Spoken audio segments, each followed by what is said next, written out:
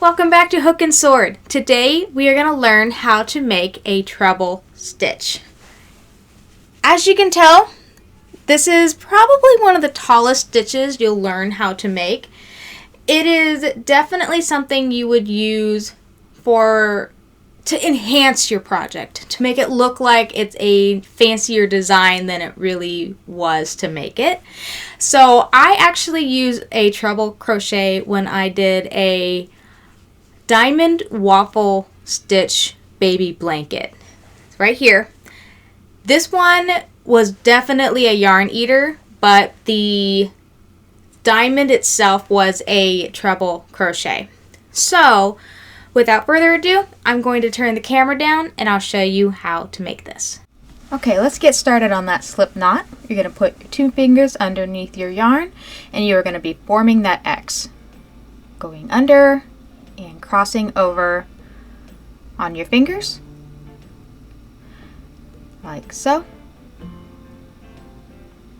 And now you're going to flip it over. Now you have 2 loops on your finger and you're going to take your hook and go under and over, and you are going to be pulling all the way through to form a knot and grab that working yarn and have that knot close to your hook. Alright, so now we're going to get started on the foundation chain. Yarn over, pull through, yarn over, pull through, and just chain as many as you need for whatever pattern you're working on. Okay, so this is my foundation chain. Now for a treble, you're going to be starting crocheting on the 3rd chain from the hook. So 1, 2, and 3. You're going to go just in that loop. Insert, yarn over, pull through. There are 4 loops on your hook. Yarn over, pull through 2 of the loops. Yarn over, pull through another 2. And then the last 2. And that is a treble crochet. Alright, let's go into the next stitch.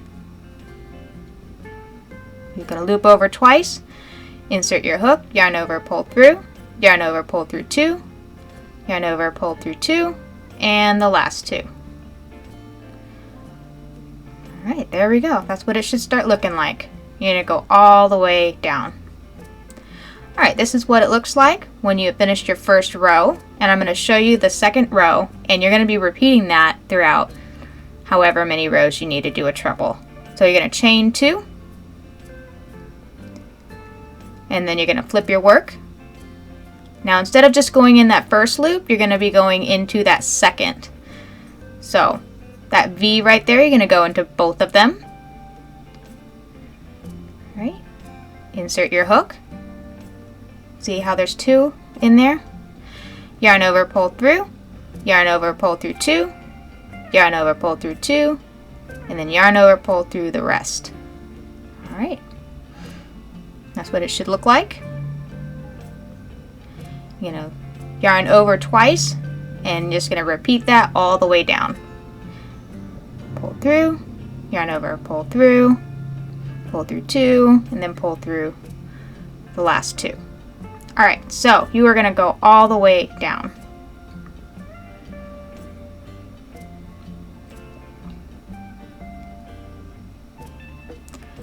Okay, so I went ahead and did some trebles off camera to show you what a sample would look like. So I got the last 2 stitches. I'm going to work with you on that one. Okay, you're going to be yarning over twice. Insert your hook, yarn over, pull through, yarn over, pull through 2, pull through 2, and the last 2. And here is the last stitch.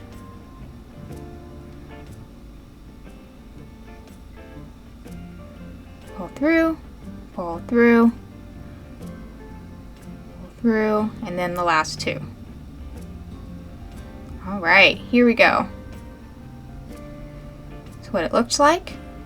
As you can see, it's a very tall stitch. You can basically stick your fingers through it. Alright, so now we're going to go ahead and cut and then fasten off. Where that loop that you were doing your stitches, you're just going to pull that loose end through and form a knot.